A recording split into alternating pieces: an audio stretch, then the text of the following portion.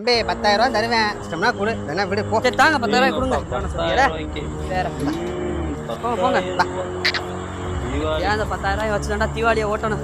சமாளிச்சிடலாம் 10,000 வச்சு. டேய் தம்பி என்ன பண்ணிட்டு இருக்க பழத்தை? என்னண்ணே அந்த அமுக்கு அமுக்கிட்டு இருக்க? ஒழுங்கா பழம் என்ன ஒழுங்கா பார்த்து வாங்கிட்டு போடா. ஏங்க பழம் வாங்கினா செக் பண்ணி தானே வாங்க முடியும். அப்படி பார்த்தா வாங்க முடியும். அப்ப நல்ல பழம் வாங்கலாம். அதுக்கு ஏங்க கத்திக்கிட்டு இருக்கீங்க? ஏய் பழம் வாங்குறத வாங்கல கிளம்பி போடா. பழமே வாங்க வேணாம் போடா. தேவையில்லாம நீங்க பெரிய கஸ்டமர் மிஸ் பண்றீங்க. என்ன பெரிய கஸ்டமர்? என்ன யார் கஸ்டமர்? யார்? how are you? I am fine. போடா இது நிக்காத கண்ணு முன்னாடி. 10,000 ரூபாய்க்கு பழம் வாங்க புரியல. உங்க கடையில இருக்க ஒட்டுமொத்த பழமும் எவ்வளவு வரும்? அதிகமான வரும். உங்களுக்கு என்ன பழம் வேணும்? இதுல 10,000 ரூபா இருக்கு. இந்த 10,000 ரூபாய்க்கு என்னென்ன பழம் வருமோ எல்லாத்தையும் ட்ரை சைக்கிள் ஏற்றி எனக்கு வீட்டுக்கு அனுப்பி விடுறேன். சரிண்ணே. அட போச்சே.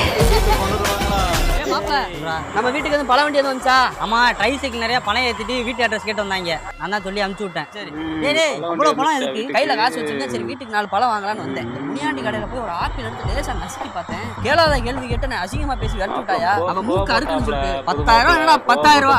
அவன் கடைக்கு எதிர்த்த கடையிலேயே 10,000 ரூபாய்க்கு பழத்தை வாங்கி கடைசியா முன்னாடி கடைக்கு ஏத்த கடை சின்ன போய் உட்காந்துருப்பானே அதே கடை. அதுவும் அவன் கடை தான்.